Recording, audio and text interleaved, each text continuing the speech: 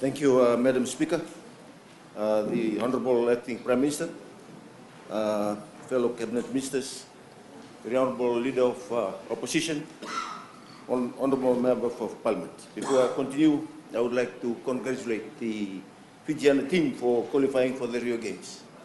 And also, the Fijian rugby players in France.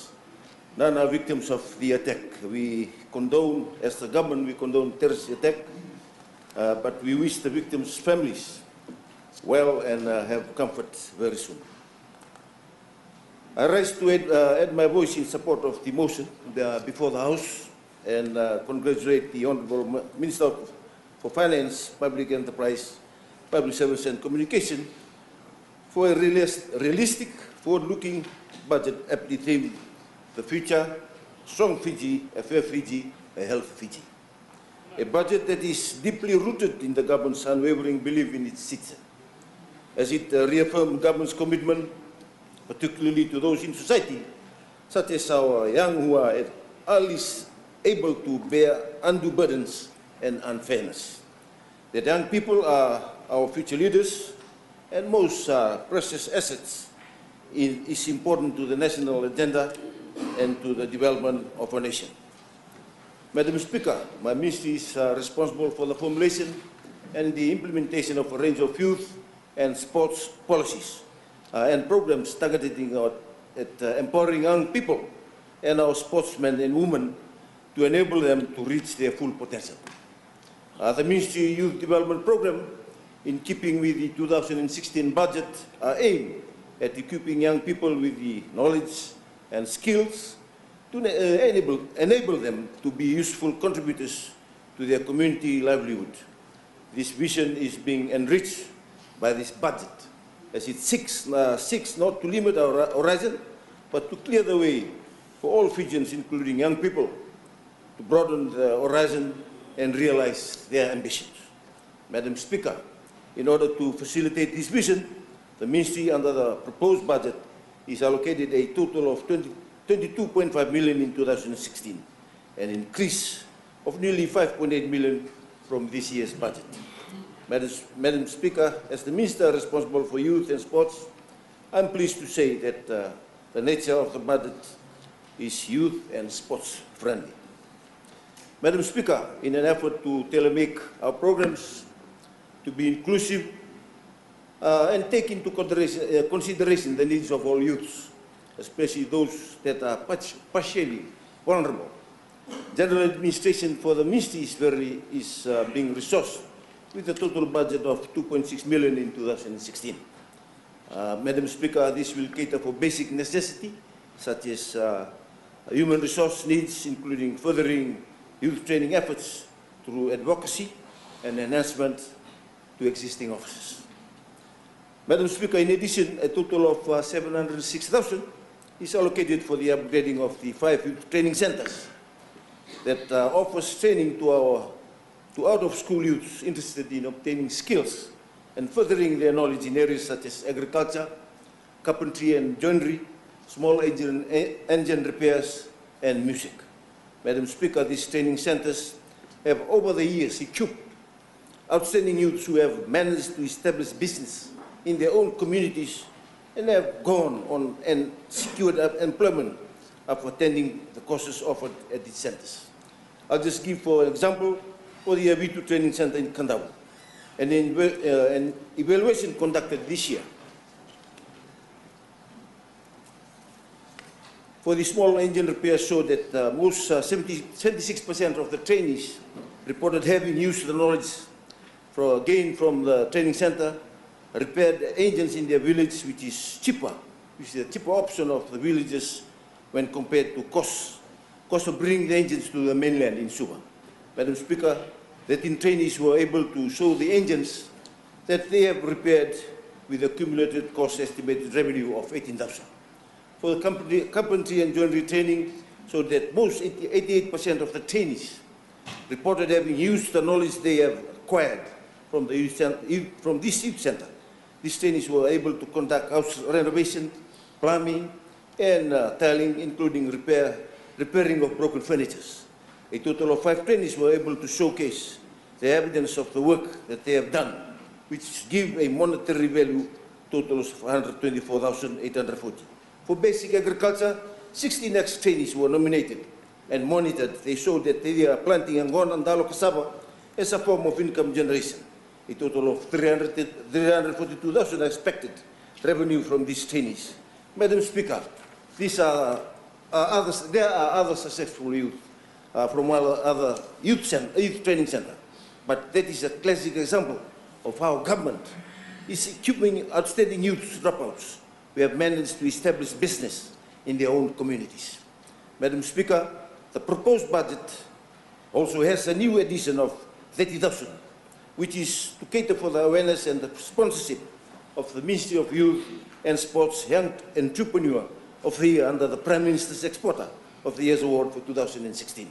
Madam Speaker, for the information of the House, this award is usually given to a company that is owned by a young person, and it recognizes and acknowledges the contribution made by youth entrepreneurs towards our economy. The 2015 Youth Entrepreneur Award went to Abhinesh Kumar, a school dropout who started on the 30th of November 2007, starting business with just $25. That is now a fully fledged business. He now employs 10 to 15 tradesmen and laborers alongside some apprentices, and operates in the entire Western Division, from the mainland resorts, resident projects, to island resorts and projects. Such success stories inspire our youth to pursue and accomplish their dreams.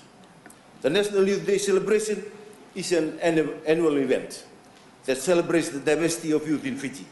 The 2016 budget, Madam Speaker, allocates a total of 55,000 for the Ministry to organize a National Youth and Sports Expo on this day, providing an opportunity for youth to showcase their arts, crafts and agriculture products to encourage innovation and productivity.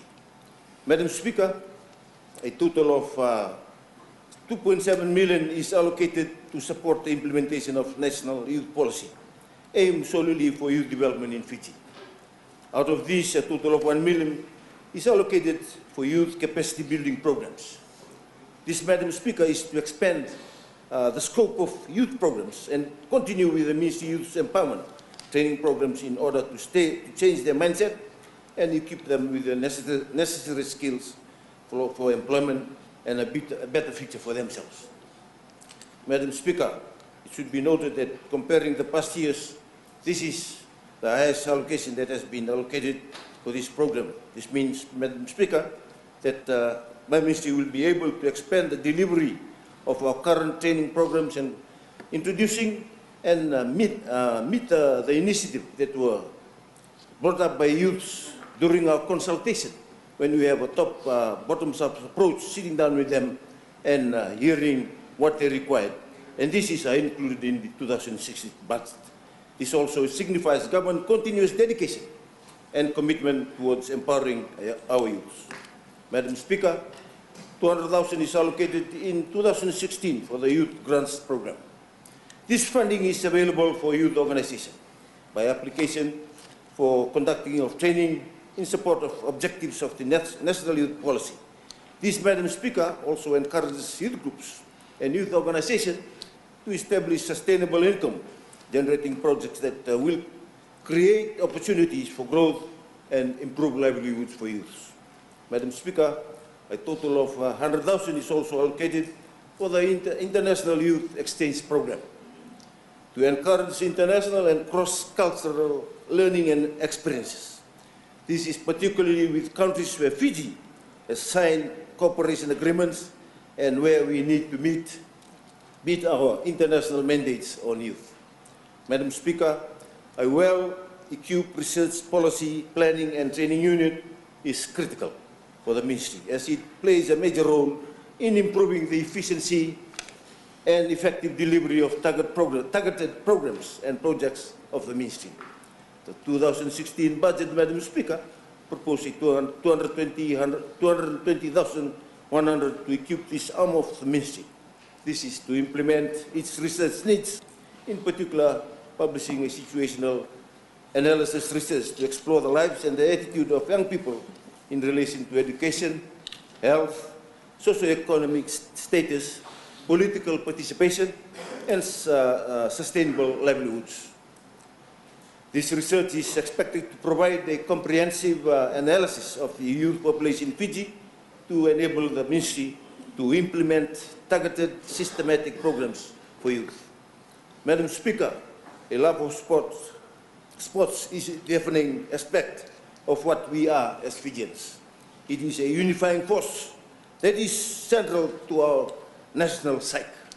The major increase of 5.7 million of the ministry budget for the 2016 in my sports portfolio is that the major component of this increase is to meet government efforts to support development of sports in country and our national team's participation on overseas sporting tournaments, particularly in the preparation and the participation of Team Fiji at the Rio Olympic Games. Madam Speaker, for once in the history of sport in Fiji, do we have a real chance at an Olympic gold medal.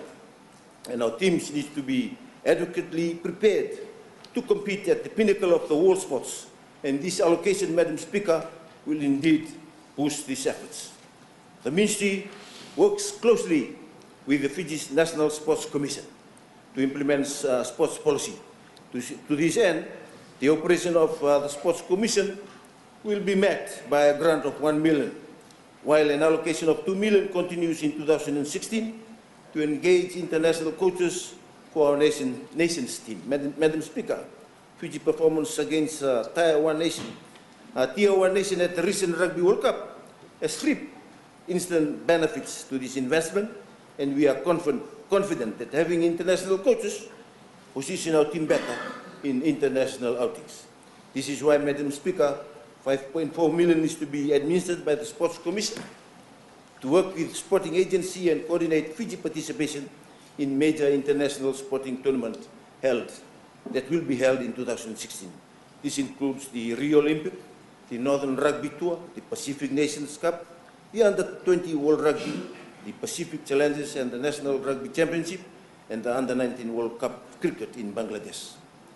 The Ministry plays a key role in the developing of sports. The Ministry, both in urban and rural areas, it is also charged with creating a vibrant and highly competitive sports industry in Fiji to engender national pride and benefit the Fijian economy. My ministry will also continue its program to develop and upgrade rural playing fields with an allocation of 400,000 in 2016. This is double the amount for 2015 as access to standard rural playing fields continue to provide ordinary Fijians the opportunity to showcase and develop their talents in sports. This program has been successful, not only in providing our rural people with better facility, but enhancing the development of players and identifying those with the talent to compete at national level and represent Fiji in international competition. An allocation of 2 million is allocated in 2016 to continue the work on rural sports complexes in Gunisia in Kandawu and Sawayaka in Ngau as a long-term strategy to develop facility in rural areas. Government will continue in 2016 with an allocation of 3 million for the upgrade and the maintenance of government-owned sporting facility, such as the floor mills of Fiji Gymnasium, after having completed work on Lawanga Park this year. This is an indication of its efforts to improve access and service delivery to the Sports Council to Fiji sports-loving public, whereby an operating grant of 500,000 is allocated for 2016. Madam Speaker, as Minister for Sports, I now wish to show my gratitude to the government's contribution towards sports development and sports tourism. The dedication of 9 million indicates the continued support shown towards the hosting of the Fiji International Golf Tournament, as all this and more ensures that we are well on our way to making Fiji a premier destination for major international sporting events, and this spells good times ahead for all Fijians. Madam Speaker, further to that, for the first time in our nation's history, we will play host to a Super Rugby match between the Canterbury Crusaders and Waikato Chief. International Super Rugby, we need to grab the opportunity to showcase the international arena that we have the facilities. We congratulate the Super Rugby fraternity for having confidence in our facility to bring a match over here.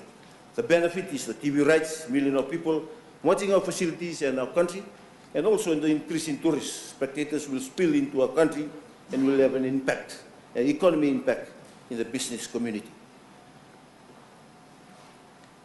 Madam Speaker, further to that, and we, as the ministry, we support the youths of Fiji, and to all the youths of Fiji that has been visited, we'll visit you, that to those youths who are listening, youth clubs that are listening, we will visit you by early next year. Those who have been visited and comes up with requests for those programs that they were required will be allocated, has been allocated in this budget. For that, Madam Speaker, I therefore support the motion before the House to approve the 2016 appropriate bill.